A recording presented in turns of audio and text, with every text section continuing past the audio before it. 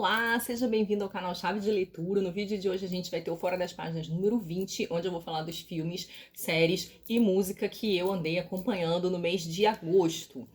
Eu comecei com um filme que tinha a ver com um curso sobre sonhos. Eu revi esse filme que chama Na Solidão da Noite. Esse filme tá no Belas e ele tem vários diretores. Esse filme ele tem uma moldura que é um cara que está chegando numa casa para fazer um trabalho, um serviço.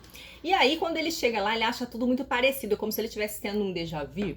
E aí ele repara que ele teve aquilo em sonho, que ele lembra de chegar àquela casa em sonho, e ver aquelas pessoas em sonho. E aí, quando ele chega na casa e as pessoas começam a recebê-lo, né, a dar as boas-vindas e cumprimentá-lo, ele tá sempre com a cara meio estranha. A pessoa pergunta, mas você tá bem? O que tá acontecendo? E ele fala, é estranho, mas eu já os conheço, porque ele foi pra casa por causa de um serviço, né? Ele não conhecia essas pessoas.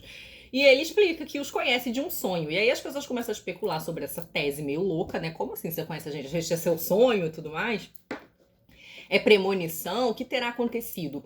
Uma das pessoas, a casa tá cheia de gente, e uma das pessoas é um psicanalista. É como se tivesse ali familiares e amigos. Tem acho que em torno de umas 6 pessoas quando ele chega. E aí, cada uma dessas pessoas decide, por conta desse insólito, né, que é ele ter sonhado ou estar sonhando, sei lá o que tá acontecendo, cada pessoa vai contar uma história insólita. Então é um filme com vários filmezinhos dentro, sendo essa que eu contei a moldura. Então cada personagem vai contar uma historinha, algo muito estranho, uma experiência estranha que ela ou ele teriam vivido, e como essas experiências, eles ficam meio na dúvida se aquilo ali é da ordem do sobrenatural, do psicológico, e o psiquiatra sempre fica tentando dar uma explicação, vamos dizer, científica, médica pro negócio. O filme é muito bacana e eu recomendo. Depois eu assisti Bárbara, do diretor chamado Christian Petzold, ou Petzold, não sei como é que fala o nome dele, eu vi esse filme no MUBI. E esse filme, embora ele seja um filme contemporâneo, ele é um filme sobre a Alemanha da década de 80, né? Então sobre o período em que a Alemanha estava dividida. E a personagem principal, a Bárbara, é uma médica cirurgiã que teria tentado fugir da Alemanha Oriental e por isso foi punida a trabalhar numa cidadezinha assim muito do interior, onde não tinha nada. E ela acaba tendo uma vida muito esquisita lá, embora ela continue trabalhando, porque ela é o tempo inteiro revistada, seguida, ela não tem muita liberdade. Quando ela chega no hospital no qual ela vai trabalhar, o médico-chefe, que é um rapaz jovem, fica tentando se aproximar dela, né? Fazer amizade, fica uma coisa assim, você não sabe se tá rolando um clima. Só que ela fica o tempo todo desconfiada, né? Porque como ela vai pra essa situação e todo mundo meio que sabe qual é a situação dela, ela não sabe se ele é um espião, né? Então fica aquela situação ali, difícil confiança, né? Qual é a das pessoas? Um filme de que eu também gostei bastante. Não é um filme maravilhoso, mas eu gostei bastante, recomendo. Em seguida eu vi O Garoto da Bicicleta, no MUBI também, um filme dos Irmãos Dardenne, né? Mês passado eu vi um filme dos Irmãos Dardenne, dessa vez vi também. E esse filme tocou muito, assim, é um filme emocionante, é um filme sobre uma criança, um menino, que é entregue pelo pai a um orfanato, mas esse menino não aceita muito bem. Ele não aceita que o pai dele não quer ficar com ele. E ele vira essa espécie de criança problema, sabe? De criança que foge, que começa a andar com pessoas complicadas, ele é muito revoltado. Você vê que ele tem essa falta muito grande dentro de si, ele quer encontrar o pai de qualquer jeito, ele fica investigando onde o pai dele tá. E os adultos não conseguem contê-lo. Filme tristíssimo. E a gente vai vendo que o menino entra numa espécie de ciclo, sabe? A situação dele vai fazendo com que ele vá se metendo em enrascadas. E as coisas vão ficando cada vez mais complicadas, mais sérias. Mesmo com algumas pessoas tentando ajudá-lo, né? Tentando dar apoio a ele, entendendo a sua situação. Ele tá nesse lugar muito complicado de não aceitar essa recusa, esse abandono. E de querer muito voltar pra sua família original, assim. Eu terminei o filme arrasada, mas eu achei o filme muito bom. Em seguida, eu vi um filme que eu não gostei muito. E que eu queria ter gostado mais, que é o As Vidas de Glória, de Julie Taymor. Ela tem esse nome diferente. Esse filme, eu acho que eu vi no Prime. E ele é inspirado na vida da ativista feminista Gloria Steinem. Acho que é esse o nome dela, né? Steinem. Acho que é Steinem. Eu falei Steiner, né? Gloria Steinem. E o filme é inspirado num livro muito famoso, que agora eu não consigo conseguir lembrar o nome. Se eu não me engano, eu até comecei a ler, não terminei, mas comecei a ler esse livro no passado, que é um livro autobiográfico, assim, um livro onde ela vai falar de coisas que ela viveu, situações que ela passou. É inclusive uma situação muito famosa, que é a situação que a torna famosa, de certo modo, que é quando ela faz uma matéria sobre um restaurante onde as mulheres tinham que trabalhar com roupas curtíssimas, assim, tipo o vestido de coelhinho da Playboy, assim, né? Eu acho que eu não sei se o restaurante era da Playboy. Eu acho que era. E então elas tinham que ficar com essas micro roupas e saltos altíssimos, sensualizando, e sem direitos trabalhistas, trabalhando, fazendo hora extra sem receber, trabalhando muitas horas, com aqueles saltos horríveis, enfim, uma coisa horrorosa, sendo assediada o dia inteiro. Então ela se candidata a esse cargo e escreve uma matéria sobre ele. Então é assim que ela fica famosa, né? Ela estudou, fez faculdade. A história familiar dela eu acho interessante também, da Glória, agora vida real, né? Mas por que eu não gostei do filme? O filme mostra. A Glória é uma pessoa que ela teve tem, né? Ela não morreu. Uma vida muito vibrante, né? Ela conheceu pessoas muito importantes. Ela esteve envolvida em várias ações dos movimentos pelos direitos civis. Entrevistou pessoas importantíssimas. Só que o filme deixa tudo muito de longe, uma coisa meio superficial. E a gente não consegue criar empatia ou proximidade com a personagem. A diretora escolhe contar o filme fora da ordem cronológica, com linhas paralelas. Então a gente tem 4 atrizes interpretando a Glória, em idades diferentes, né? Infância, adolescência, início da idade adulta e a idade adulta assim mais madura. Com a Julianne Moore, né? Na parte mais madura, ou seja, uma grande atriz. E tem um recurso que é colocá-las num ônibus. Tem essa viagem de trem que é meio imaginária, né? De trem, ou de ônibus, acho que é de ônibus, que é uma passagem que passa em preto e branco, com as 4 glórias lá, né? E elas ficam conversando entre si sobre as diferentes fases da sua vida. Esse recurso não achei que ele foi bem usado. Ele é um recurso que ficou aleatório, não ajudou a gente a aprofundar no filme. O que é muito triste. Eu acho que o filme ele só tem sua utilidade para quem quer conhecer um pouco mais sobre a vida da Glória. Aí ele pode ser assim, se você tá vendo com um objetivo muito específico. Mas eu achei um filme chato, achei um filme que não te cativa, muito superficial, em torno das reflexões que a Glória teria feito, das ações em que ela teria se envolvido. Ela também aparece muito assim como testemunha das coisas, né? Não muito como ação, mas muito como ela estava ali sempre cobrindo, ela estava sempre ali participando, que eu acho que não é só isso. Enfim, infelizmente, uma decepção, eu não gostei, não. Bom, aí vem a série, né? Eu tinha comentado no último Fora das Páginas que eu ia falar do And Just Like That, que foi a série que eu terminei. Eu hoje vou falar só dela, porque eu vou descascar um pouquinho aqui. Não vou falar da outra, que eu comecei a ver a nova temporada do Only Murders in the Building, mas acho que eu vou deixar pra falar só quando eu terminar a temporada. O And Just Like That, eu já vinha vendo pessoas reclamando que tava achando meio fraco essa última temporada. Eu também achei fraco. Ainda continua sendo pra mim uma série de entretenimento, aquela série que eu sento pra ver, descansado ao almoço, né? Episódio curtinho, tem uns alívios cômicos, uns momentos engraçados, beleza. Isso continua acontecendo. Só que a série teve umas escolhas de roteiro, assim, muito malucas, na minha opinião. Eu vou pegar o exemplo de uma que não é uma das personagens principais, né? Que no caso seriam as 3 amigas, né? A Carrie, a Miranda e a Charlotte. Vou pegar a Sima, que é uma personagem só dessa fase, ela não é uma personagem do Sex and the City, né? Ela é uma personagem do And Just Like That, é uma amiga da Carrie, que é uma corretora de imóveis, assim, riquíssima, elegantérrima, e que é de descendência indiana. E acima, ela é essa mulher super charmosa, irreverente, elegante, e ela não deita pra macho folgado, ela tem essa coisa de ser, né, de se valorizar. Do nada, a mulher se apaixona por um cara que vira o amor da vida dela. Esse cara é um porre.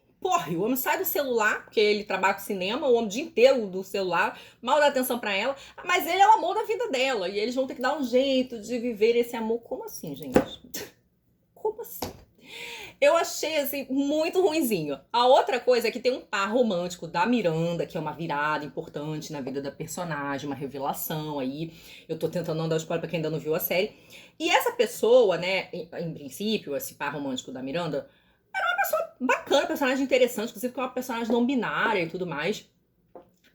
dá um problema lá entre elas, e a criatura vai fazer um negócio, uma crueldade assim, tão aleatória e desnecessária. Eu entendo totalmente os personagens serem escrotos.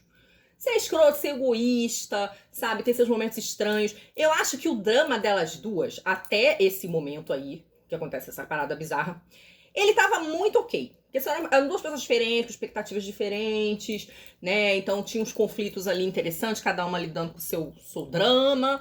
E elas tinham uns ruídos lá que eu tava achando ok. Mas chega essa parte que a pessoa lá faz um negócio com a Miranda. Eu achei uó. Uma crueldade, assim. E aí, isso abala a gente, né? Porque a personagem fica, de repente, a que faz a crueldade, fica parecendo uma monstra, né? E do nada, assim, enfim. Várias coisas aleatórias. O par romântico da Carrie também, vai acontecer um problema lá com ele. Um drama familiar da família anterior, né? Que agora tá todo mundo com 50 e poucos anos. Então ele tá vendo aí, né, nesse relacionamento com a Carrie, já tendo divorciado, filho e tudo mais. Ele tem um drama familiar. E a solução lá que ele arruma pra poder ficar com a Carrie, mas também lidar com o drama. Um negócio de maluco. Oi? Eu achei muito furo de roteiro, assim. Uns comentários muito de pessoas descoladas da realidade, eu fiquei achando. É ainda um entretenimento, assim, lightzinho, mas se for pra levar ao pé da letra, cara, eu achei, no sentido da obra mesmo, né, ali, da obra de arte, o roteiro eu achei bem furado. É isso, não sei se a gente vai ter outras, se eles pretendem fazer outras temporadas e pra onde é que isso vai, mas não sei, fiquei um pouco irritada com as soluções de roteiro. E aí vamos falar de música.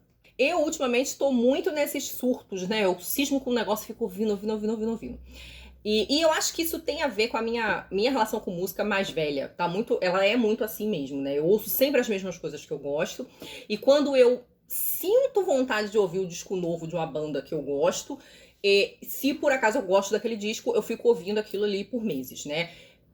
Muito pouca gente que eu realmente tenho acompanhado as novidades, assim, a gente pode contar nos dedinhos, assim, músicos que eu gosto muito, que lançam discos novos, e eu vou lá ouvir. Arctic Monkeys, acho que a gente pode citar, um Foo Fighters aí da vida, Paul McCartney, mas mesmo assim, sei lá, Fiona Apple, mas mesmo assim, eu demoro, eu fico numa fidelidade com aqueles meus discos preferidos. E isso aconteceu com a Florence and the Machine.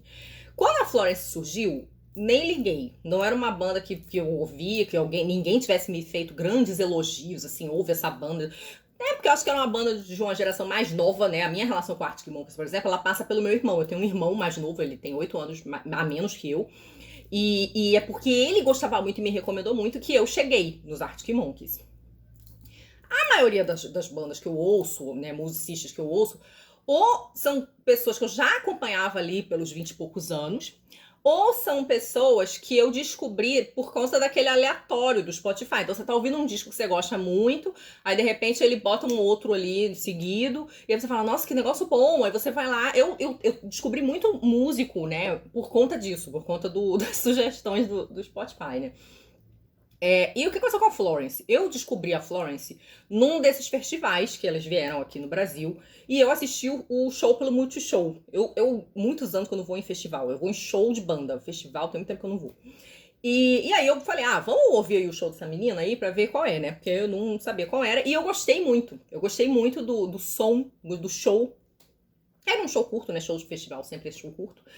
E eu falei, beleza, vamos ouvir os discos dela. E na época desse show, ela tinha lançado o terceiro disco, se eu não me engano, que é o How Big, How Blue, How Beautiful. Né? Os primeiros discos dela, eu até anotei aqui, porque eu nunca lembro de cabeça, é o Lungs, de 2009, o Ceremonials, de 2011. Aí vem o How Big, How Blue, How Beautiful, que é de 2015. Então, foi esse que eu fui ouvir. Falei, o disco novo dela é esse. Eu fiquei enlouquecida, apaixonada pelo disco. E eu fiquei grudada nesse disco. E várias músicas que eu amo são desse disco. Pois bem, ela lançou 2 outros discos e eu nada de eu querer ouvir o disco. Eu não queria macular meus ouvidos. Eu fico nessa fidelidade maluca, gente, com o disco. Eu tenho essa mania. E aí, eu me lembro que eu até cheguei a ouvir quando ela lançou o próximo, que é o High as Hope. Mas eu não gostei. Eu acho que eu não gostei porque eu achei ele muito diferente do How Big, How Blue. E aí eu falei, eu não quero ver esse negócio não, deixei pra lá, abstraí. Quando foi recentemente, teve show novamente dela aqui, não fui, né, no Mita, que eu achei caríssimo, eu não pago meia, não fui, até teria ido se não fosse tão caro. Lembrei que Florência existia e falei, vamos ouvir Florência. E aí eu fui ouvir o disco mais recente dela, que aí algumas pessoas que eu sigo, várias pessoas que eu sigo no Instagram gostam, e eu já tinha visto compartilhando vídeos e músicas desse disco novo dela que chama Dance Fever. Disco 2022, esse disco novo, disco do ano passado, né? Disco 2022. Eu preciso dizer que aconteceu a mesma coisa que quando eu fui ouvir o Fleetwood Mac, né? Quando eu ouvi o disco de cara, não achei lá essas coisas. Eu acho que porque eu tava muito apegada ao som do How Big, How Blue ainda. Mas eu fui percebendo que ele tinha algumas músicas. Porque assim, eu ouvi algumas coisas que eu achava interessantes. Eu gosto de música alternativa e esse disco ele tem umas músicas alternativaças. Tipo Heaven is Here, é uma música estranhíssima. E eu falei, nossa, essa música é maneira. E aí depois tem uma outra música que é lindinha demais. É aquela música pra levantar a galera em show mesmo, que é a My Love. Quando eu ouvi essa música, eu falei, Florência, essa realmente não tem como. E aí, como eu me apeguei a essa música, eu voltava no disco. Eu falei, vou ver aquela musiquinha gostosinha, né? Aquela música dançante. Uma música triste, mas é dançantezinha, gostosinha. E nisso eu fui ouvindo o resto do disco e aí pronto, fiquei obcecada com o disco, eu estou apaixonada pelo disco. O disco ele tem uma coisa meio explorar seu lado sombrio, sabe? Seu pacto fáustico, seu lado sombrio, sua sombra, seu lado, sei lá, meio maléfico, assim. Eu gosto muito que a Florence explora muito esse... Eu gosto muito desses artistas que botam o vocabulário religioso pra jogo, né? Então ela fala de Bíblia, fala de Deus, fala de Jesus, mas sempre de maneira irreverente, né? Porque a Florence não é religiosa, não. E aí ela faz coro parecendo de igreja, né? Faz essas coisas meio... Eu achei maravilhoso. Eu vi uma entrevista dela falando que o Dance Fever é o Nick Cave na balada. E é meio que isso, com o Nick Cave também, essas coisas, Deus existe, não sei, né? Às vezes eu queria que existisse, às vezes que não. Então essa coisa, meus espíritos, quero falar com o espírito do meu filho. Então, assim, tem essas coisas, né, meio etéreas, às vezes, né? Essa coisa meio pop barroco, umas coisas meio operística. E aí eu entrei totalmente na vibe do Dance Fever. Eu odiei esse título, Dance Fever, a princípio. Eu falei, que merda de nome é esse? Aí eu entendi que tinha a ver com aquela febre da dança que aconteceu na Idade Média, né? Em que as pessoas tiveram um surto de dança e dançaram até morrer. E aí a Florence vai explorar esse tema pra falar do mal-estar contemporâneo, né? Acho que crise de ansiedade, essas coisas de você ter uma cabeça que não para, ou de você mesmo ir se autodestruindo, né? A Florence, ela teve uma história com alcoolismo, né? Eu acho que já a partir do High as Hope ela para de beber. E ela tem algumas músicas em que ela fala dessa situação de beber pra se entorpecer, né? Porque a cabeça dela às vezes é demais e às vezes é difícil de aguentar. Então acho que ela usa essa que ela chama de choreomania, né? Então a mania de dançar, o Dance Fever, como uma espécie de metáfora. Aí eu ressignifiquei, que em princípio eu tinha achado o título do disco horroroso. E aí, como eu tava gostando muito do Dance Fever, eu falei, então vamos lá, dar uma chance pro Highest Hope. E aí agora eu também estou amando. Eu acho que ainda gosto mais do Dance Fever. Mas o Highest Hope tem algumas músicas que eu amo. E uma é a música que ela escreveu em homenagem à irmã dela, Grace. Música maravilhosa. Parece muito música de igreja. Mas é uma música, é um pedido de desculpa, né? Pedir desculpa por eu ser tão esquisita, de ter estragado sua vida, seu aniversário, né? Por ser essa pessoa estranhíssima. E a outra é uma música que ela escreve em homenagem à tia Patrícia, Patti Smith aí, que eu tô aí, inclusive, com um curso, já divulguei na aba comunidade. Venham fazer curso de tia Patrícia comigo, gente. Patti Smith, vou fazer. Vai ser uma quarta por mês. Olha a pessoa mudando totalmente de assunto. Uma quarta por mês, uma quarta em setembro, outra em outubro, outra em novembro, outra em dezembro. Cada uma com um livro. A gente começa com Just Kids, né? Só garotos. Depois passa pra linha M. Em seguida, o Ano do Macaco, a gente deu uma invertida na ordem por causa do tamanho, que já que dezembro é um mês muito corrido, a gente fica com Devoção, que é um livro curtinho, só emoção, gente. Vamos, essa mulher maravilhosa, multiartista, escritora, desenhista, poeta, musicista, fotógrafa, enfim. Volta por fora das páginas. E aí eu fui ouvir, então as minhas músicas favoritas do Highest Hope, no momento, estão sendo Grace e Patricia. Meu nome da música é Patricia. Lindos, lindos, estou apaixonada por Florência e vamos ver até quando, né, eu e com meus surtos. Estou até tentando ouvir outras coisas para não ficar tão fixada em música assim como eu às vezes fico, né, fico muito naquela coisa, ai meu Deus, né, quase viciada no disco, né, o vício em Fleetwood Mac foi controlado, mas nesse momento estou tentando me livrar do vício em Florência, mas os discos muito bons. Me digam aí se vocês ouviram, o que vocês acharam. E, assim, não tentem me convencer, gente, a ouvir o Lungs e o Ceremonials. Já fiz muitos ouvir esses dois, tá bom. Acho que meu cérebro não anda comportando muita informação nos últimos tempos, não. Mas é isso, muito bons. Mas é assim, né, é um pop diferentão, né, diferentão, com letras diferentonas, vocal diferentão, coro diferentão, harpa, piano, eu adoro essas maluquices. Piro cabeção que eu curto. E então, e tem música dançante, tem baladinha, parece escola de igreja de vez em quando. Eu amo. E é isso, gente. Essas foram as coisas que eu acompanhei. Me digam aí o que vocês andaram acompanhando, o que vocês recomendam para nós. Muito obrigada sempre pela companhia. Muito obrigada aos apoiadores e membros por apoiar o meu trabalho. Um beijo grande. Até a próxima. Tchau.